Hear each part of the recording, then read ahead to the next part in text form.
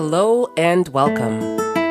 You're listening to Village Mama, a podcast that inspires us moms to pause in the midst of our busyness, to connect with each other, and to know that we are not alone on this parenting journey. My name is Charlex, and I'm a transformation coach and mom of two, and I create e-courses for busy moms to help guide them on their journey of self-discovery. Each week, I'm sitting down with moms to talk about their journey of parenting and the lessons that they have learned. I want you to consider this your community. I want you to consider us your tribe. Come on in and relax a bit because you are always welcomed in the Village Mama.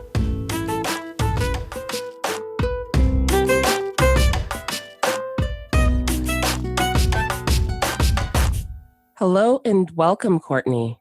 Can you tell our listeners a little bit about you? Sure. So I'm Courtney Pinkerton. I am a holistic life coach, and I'm also an author of a very brand new book, which kind of feels like a baby, which is called The Flourish Formula, an Overachiever's Guide to Slowing Down and Accomplishing More.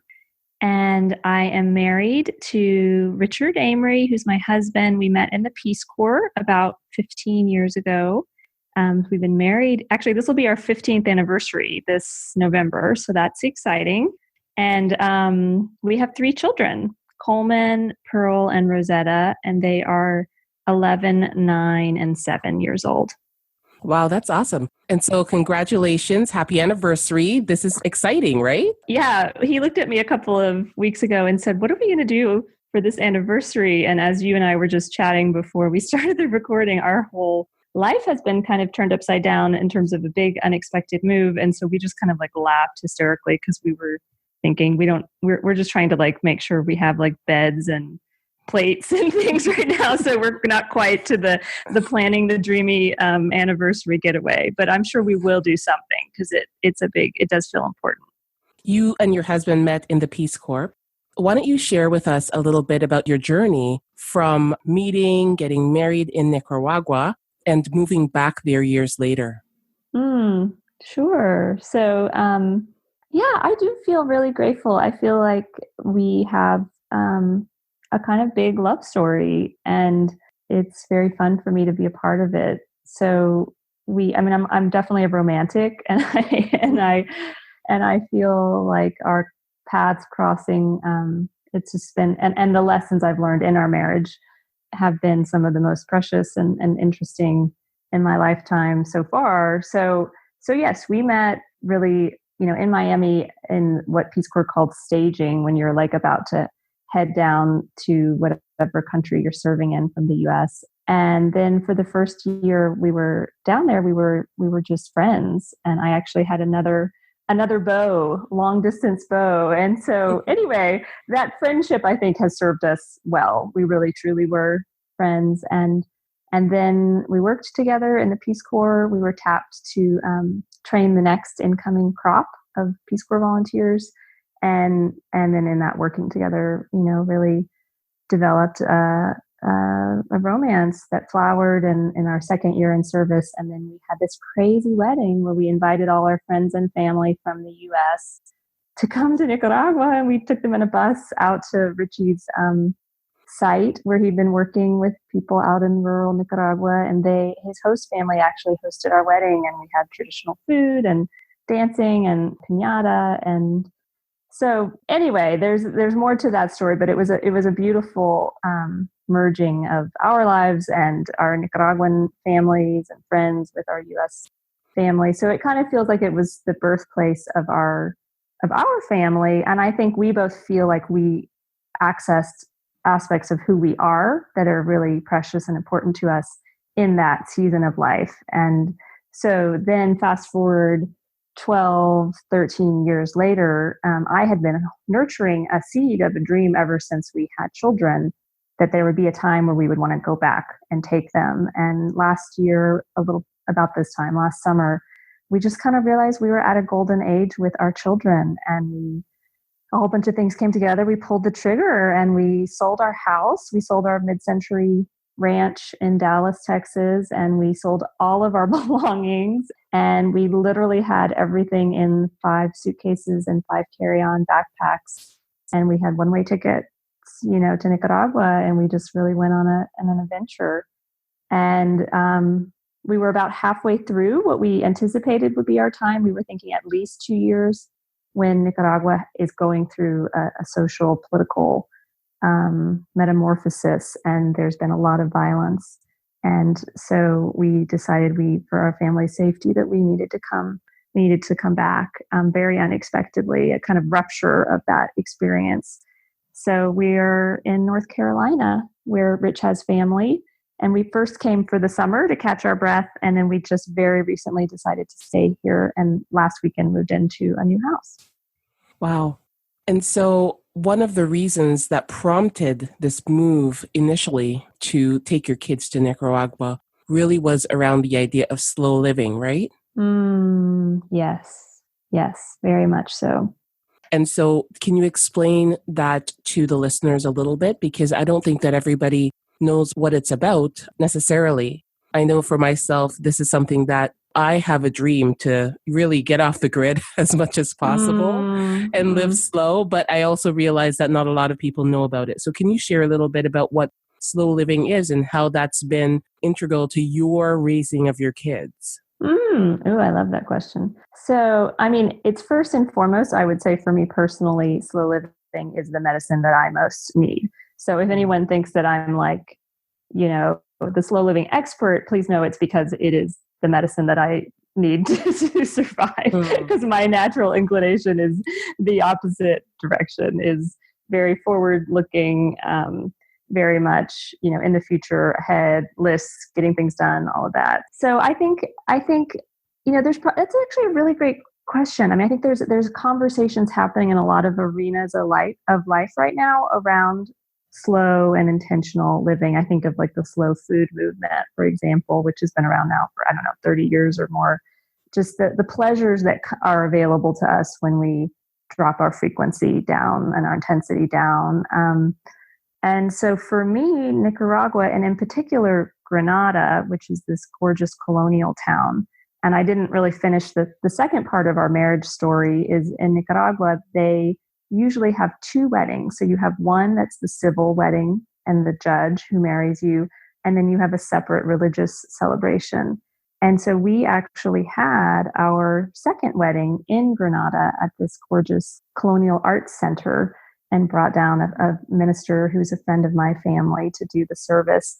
So it was a second kind of home base for us. And it's just this cobblestone streets, beautiful painted houses, all these, rainbow of different colors, right on the shores of this, one of the biggest lakes in the Western Hemisphere. So just a kind of breezy, literally like tons of horse-drawn carriages, just a breezy, slower experience, and really typified by the habit of sitting on your front porch in rocking chairs.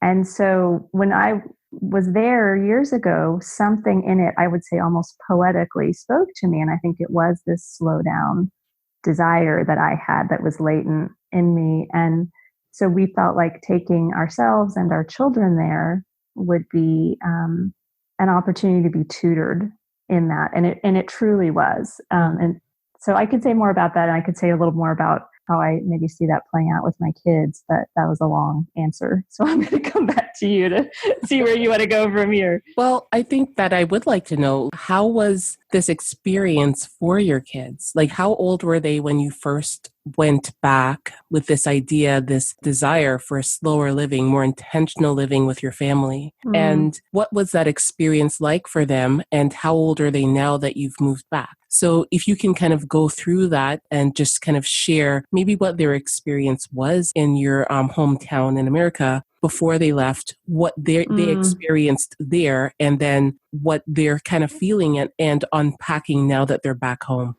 Oh, wow. These are great questions. And some of them I've never really shared. Maybe bits and pieces with friends.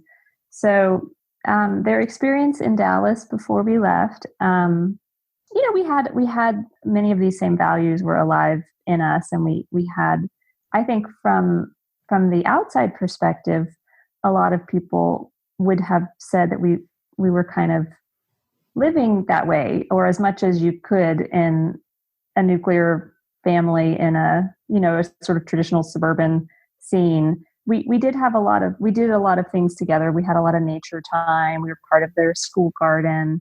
We limited their screen time. We limited the extracurricular activities.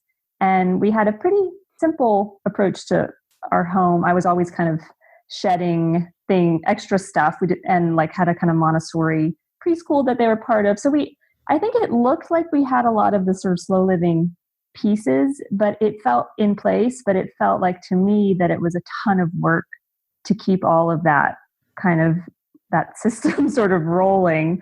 So there were pieces to what we would then transition to in Nicaragua that I think felt consistent for them. I think they were aware of a sense of being in the car a bit more than we all wanted to be in the US. So that was a big part of the fatigue. I think they were interested in a little more adventure. We did not know what to expect. So they were 6, 8, and 10 when we told them this news, and just a few months before we were moving to Nicaragua. And we were prepared for anything. We had no idea where they were going to go with it. And they all 3 were just like, yes, yes, yes. I don't think we've ever all 5 agreed on something it was as if they were just like waiting for someone to say like, would you like to sell all your stuff and like take a backpack and go to Central America? They were just on board. So I think they maybe were a little bored or a little bit wanted something a little wilder.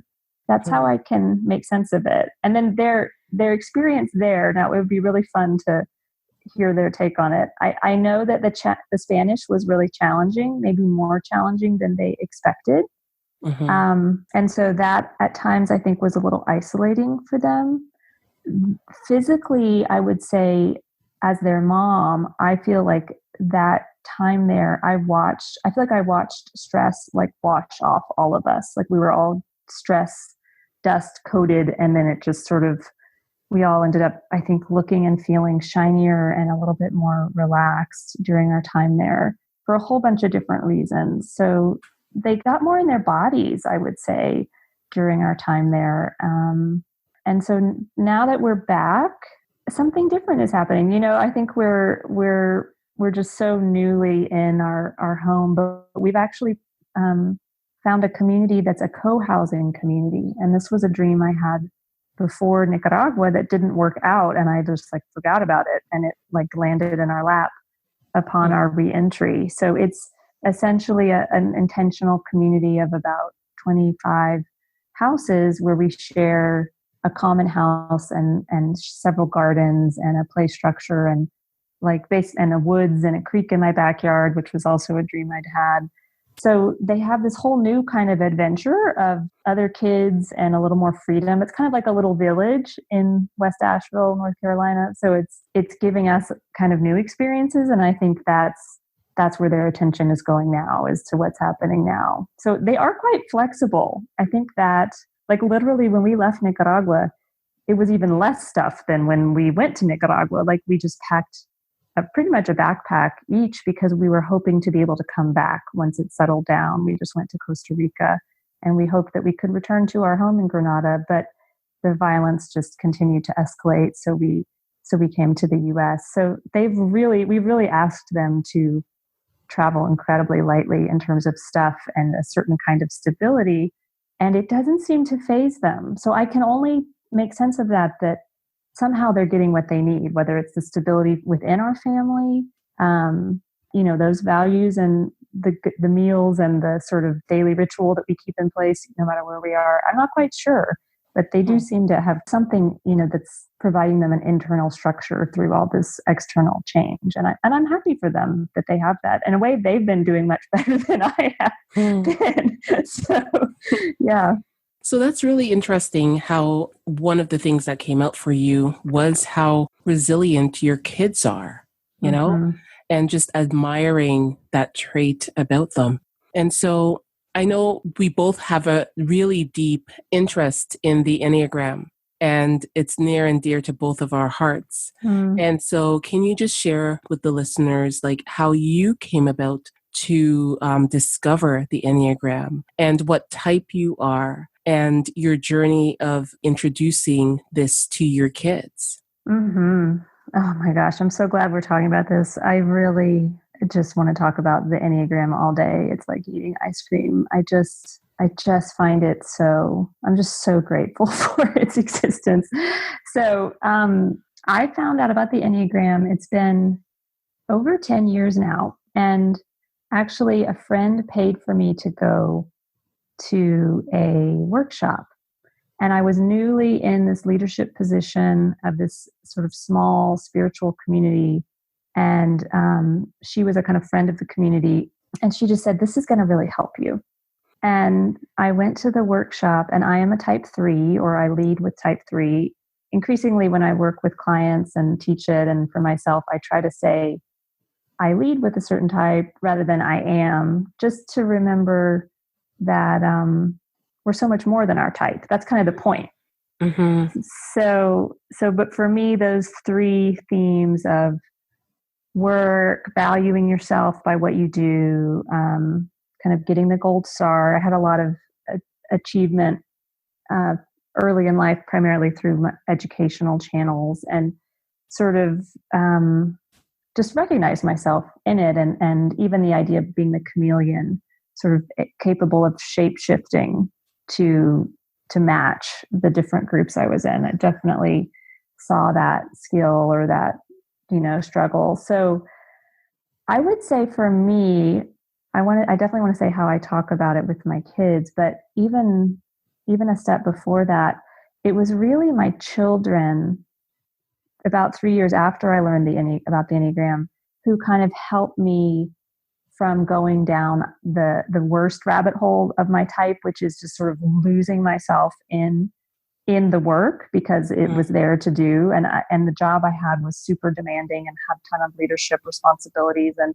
some internal conflict. And I had like at that point, an 18-month-old, a 3-year-old, a 5-year-old, and it was just eating my lunch. And I think it was because of who I wanted to be as a mother that pulled me out of that pit. Like without them, I would have sold myself down the river for a lot longer. But because I knew if I did that, I didn't have any juice to parent, it's what ultimately helped me transition into a career that's just a better fit for me as a mom, but also just as, my soul, my gifts and my lifestyle and all of it. So I think they kind of saved me in a pretty pivotal moment, or who I wanted to be as a mom saved me. And somehow that, coupled with the Enneagram awareness, was what enabled me to navigate a really hard professional time in my life. So I want to pause there again. And then I can say more about how I talked to them about it. But was there anything you wanted to interject before?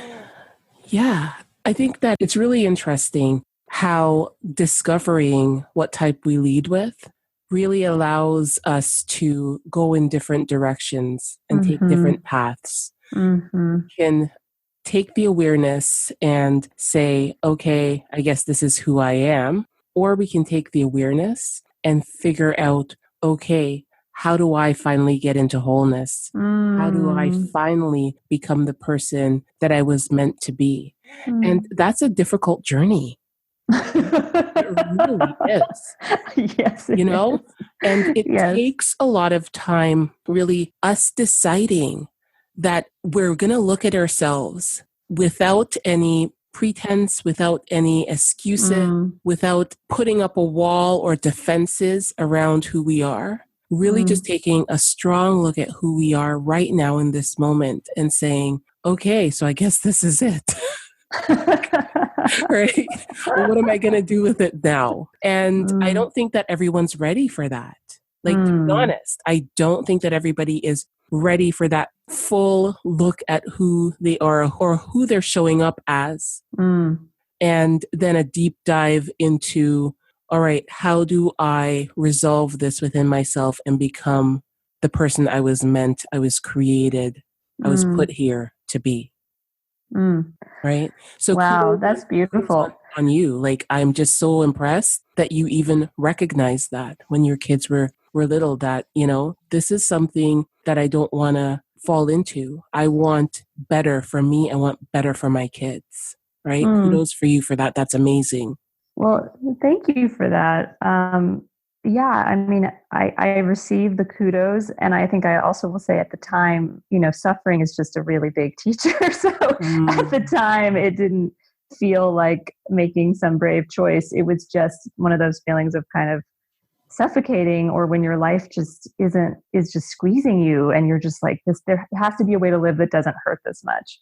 So it was mhm, really just a leap towards less pain that I think brought me over there. But I think you're right that that a lot of people, well, it's because I think culturally we live in a place where there's so Western culture, this time and place, there's so much emphasis on the externals, and mhm, and a lot of people, I think, don't get to this inner life exploration because there's no roadmap, there's no models, there's not a lot, it's not talked about in school, et cetera, until the wheels come off in some way, some big way, or until the end of life. I think that's often the historic time when people start to really do this inner work, and like you were saying, get in alignment more with their true self and not maybe their social self or their type self. However, I think that that's changing, and I think that it's more and more coming up for younger people. I actually think, I used to be a doula back years ago. I mm, actually think childbirth is one of the places where there's a kind of rupture of the psyche, but it's so untended to and under ritualized that a lot of women don't know what to do with that kind of invitation that I think comes knocking to reconfigure our inner self a little bit in that moment. Or there's not enough support to mm. do it well, because you don't have to do it. In fact, we can't do it all by ourselves. So if you just, sometimes I think people feel like they're going crazy, or moms feel like they're having, I thought I was this, but now I can't be that because I have this baby, or I brought home this child I just adopted and everything is different.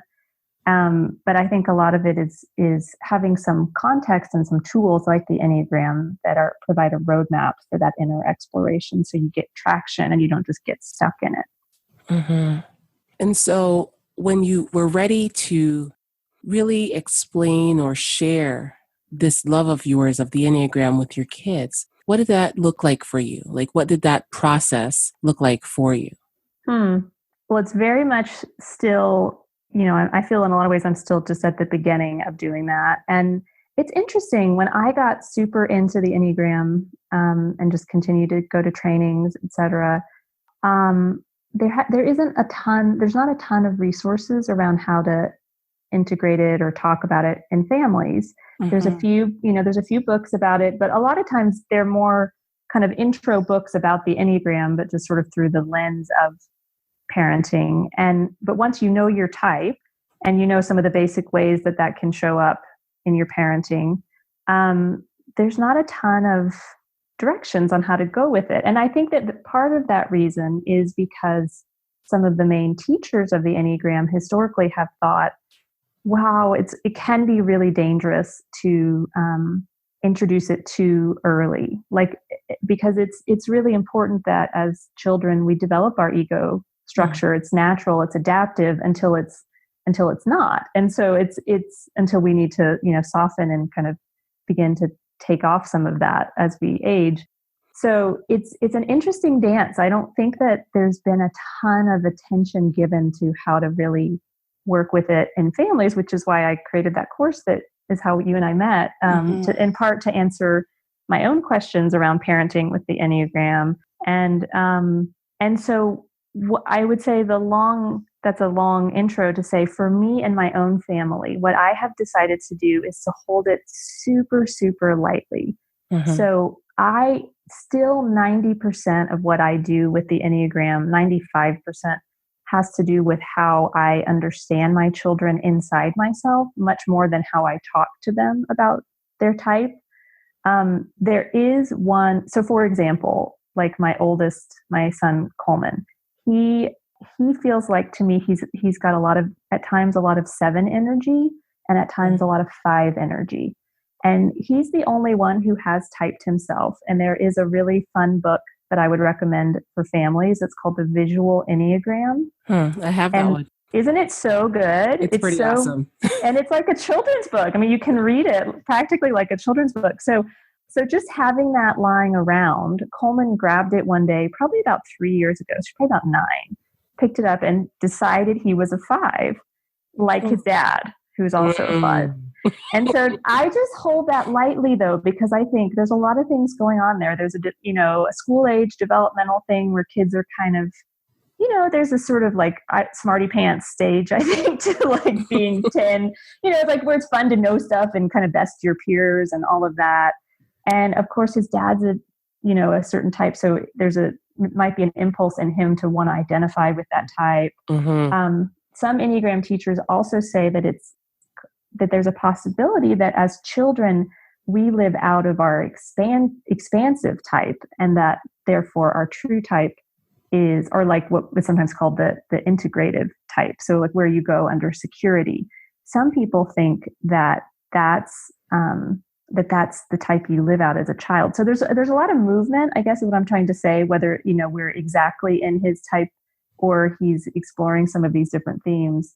But I let him just claim it and kind of, if that's meaningful to him, great. But the way I treat my children is I work with their energies as I see them present. So just to give you another example, my youngest, Rosetta, we're just learning from her first grade teacher that she had in Nicaragua. And I'm starting to see a little touch of this with her, that she is quite exacting, has some real high standards for herself. So now that could go a lot of directions. That could be a 1, that could be a 3, that could be a lot of different. So I just I just sort of notice that energetically. And it's the same work I think that we do as parents so often, where you're trying to help what's shining and life-giving in them kind of come through, but also trying to soften some of the edges or the places where they're getting hung up, or they're overdoing it in a certain direction and maybe not bringing up another aspect of themselves. So it's that kind of same approach, but I feel like with the Enneagram, I just have a whole map of humanity to kind of help me understand them. And I guess I'll just give one final example. Another way that I find really helpful is to think about the stances. So there's the 9 types all the way around, 3 that lead with head, 3 that lead with heart, 3 that lead with gut. But there's also these different stances of, are you assertive? Are you dutiful? Or are you withdrawing? And so my middle daughter, Pearl, she, and the 2 youngest haven't claimed a type at all, but energetically, she feels very much like a withdrawing type. So whether she's a 4, 5, or 9, or whether this is her integration point and she'll be a different type yet, I don't know. But when that withdrawing energy is present, I just try to honor it, and at the same time to give her opportunities to not get lost in it, to not get kind of sucked into a black hole of retreating, So those are just some examples of how I play with the Enneagram in our family. And of course, probably the number one way is for myself as a mom. When I notice myself going kinds of different ways, I can go off track, or just notice the different energies that are present in me. Right now, I've been looking like a lot of 9 energy, which is the mediator or the peacemaker, because that's where 3s go under stress. And so I'm standing there. My husband's like, "What do you want for dinner?" I'm just like, "No idea," which is a very kind of 9-ish thing, because you can look at all the different options and no one stands out to you. So I just am observing that in myself and making space for it, knowing that our life has been upended. And so respecting any of the energies that show up is probably, and just to finish that thought, I was going to say, working with us as a couple, it's so helpful because it depersonalizes the tension, and we can sort of say, this is what's present for me and what's present for you, but it doesn't have to be super personal. It's like, we can talk about our types. And oh my gosh, I got so excited. But the last thing I have to say is, I think it's about, for me, where I'm working with this right now, is just really about hospitality. It's about being gracious to what is rising in me of my lived experience as a mom, as a woman, even if it's a part of me I don't like, even if it's a part that I think is weak or that is something that is some unsavory aspect. And also in my children, just whether it's fear, whether it's withdrawing, whether it's anger, whether it's, love and vitality, just whatever is present in them, just being hospitable to the full spectrum of our human experience, rather than trying to sort of throw my shoulder and be like, no, I prefer this feeling to that feeling.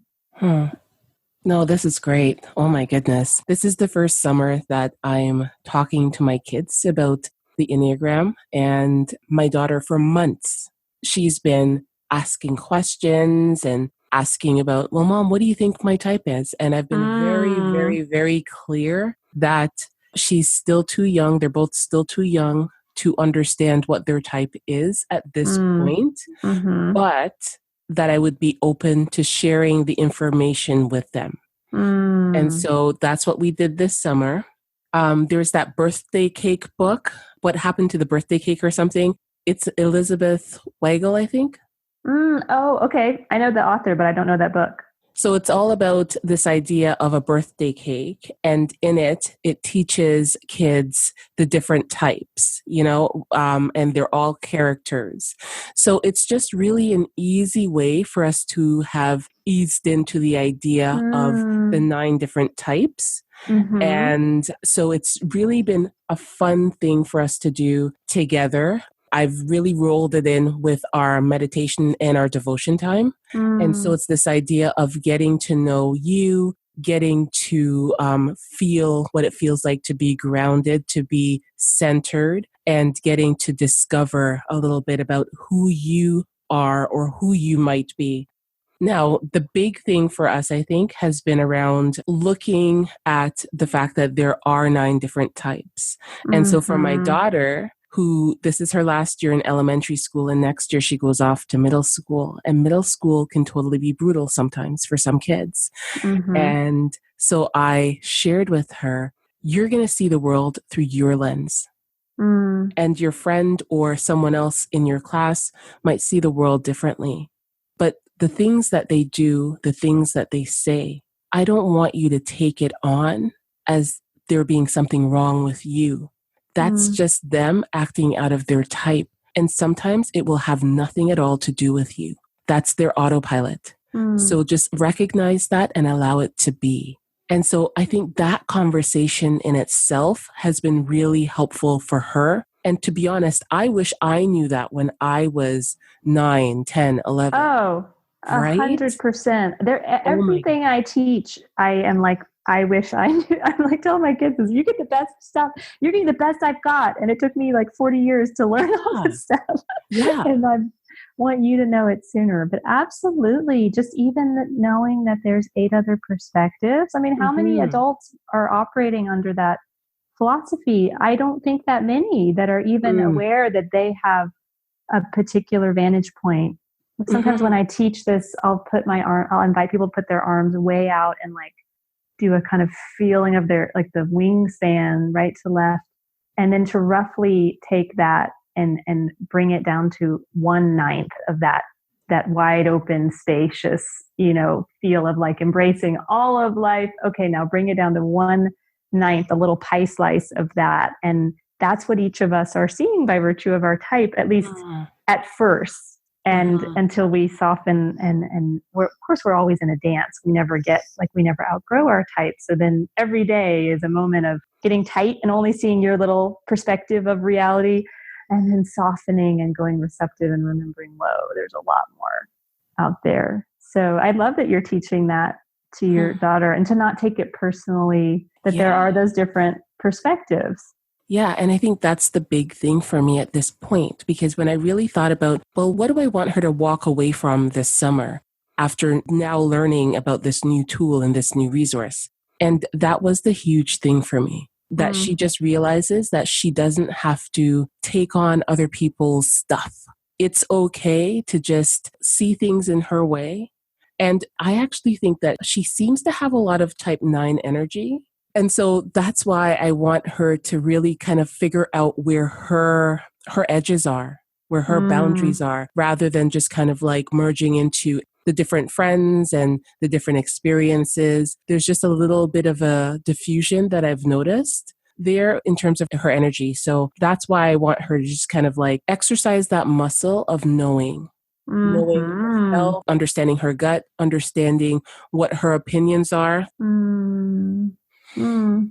Those are some beautiful examples. Well, it sounds like you're doing a really thoughtful interpretation of how to parent with the tools of the Enneagram at your service. And yeah, noticing that nine energy and really helping your daughter articulate her own voice, know that there is a boundary between all the other people and her. I mean, that's and it just sounds like it's unfolded really organically and intuitively to you of knowing how to respond to what you sense in her because you have this tool kind of backing you up.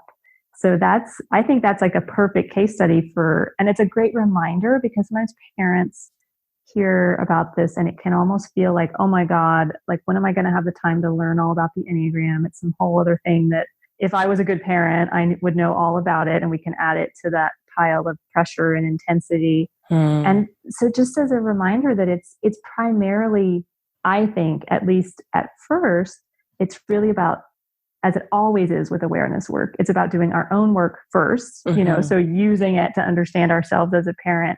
But then I think once you begin to play with it in that way, there's a natural there's a natural set of steps towards using it as an ally in responding to the energies that you see. They're almost archetypal energies if you want to think of it that way, these nine different energies. And so you can just naturally begin to use it to respond to uplift your kids in different ways as you see it organically. It doesn't have to be this heavy, burdensome head thing that you're going to get right. It's a much more of a body and emotional and intuitive thing in my Mhm. experience. Yeah, totally. And so, Courtney, what brings you joy about your children? Hmm.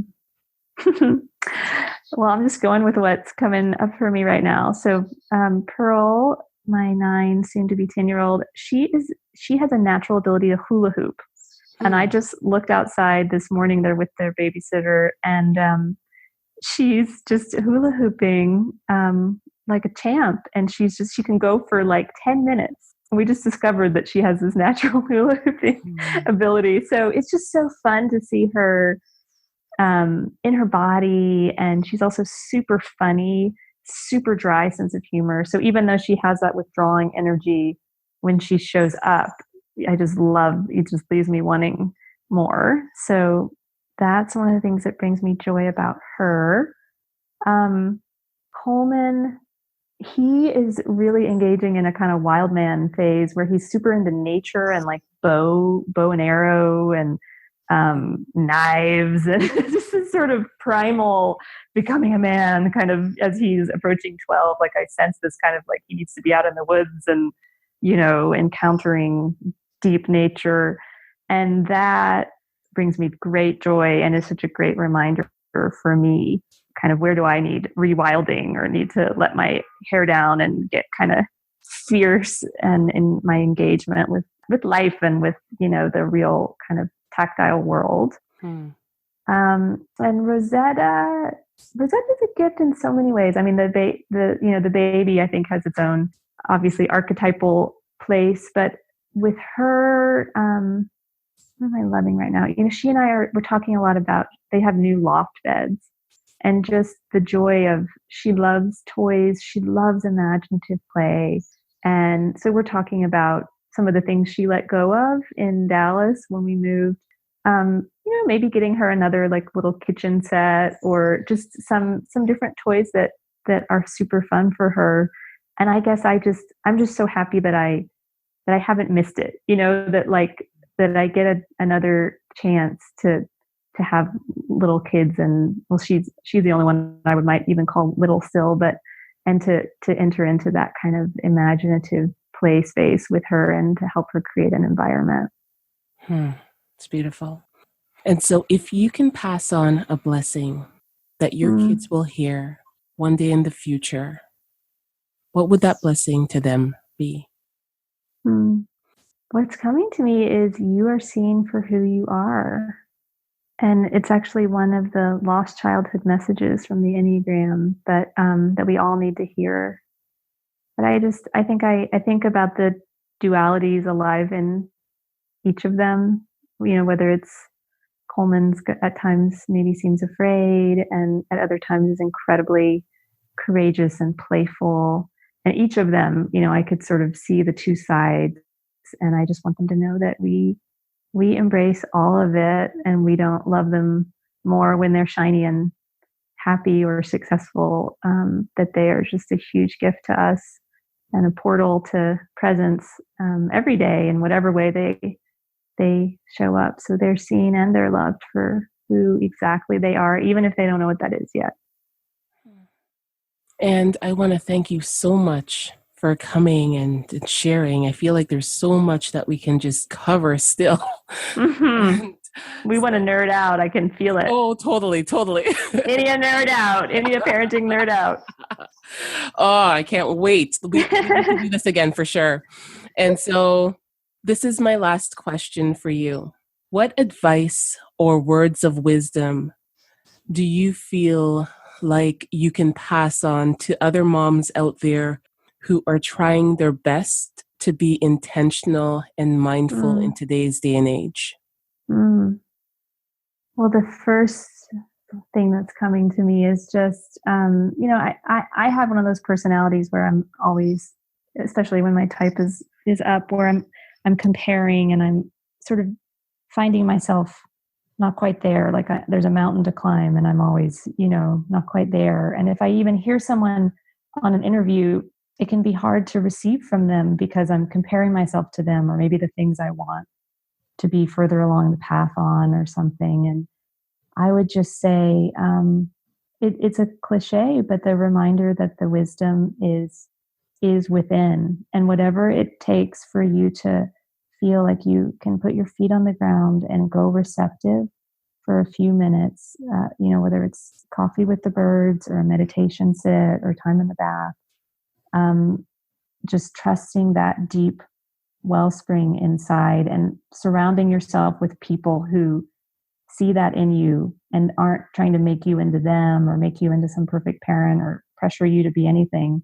but who redirect you back into that inner wellspring. I think that's, for me, the most important place to be as a parent. It's from that place that I can respond creatively to whatever is. And then there's times where I miss it, it sails right past and I screw it up big time. And then that's when it's that same invitation to include yourself in the loving care and just let yourself come home and begin again.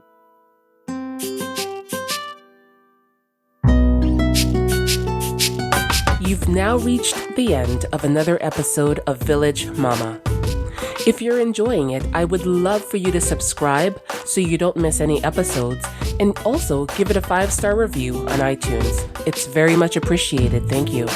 So until next time, keep treating yourself and others with compassion and grace. Take care.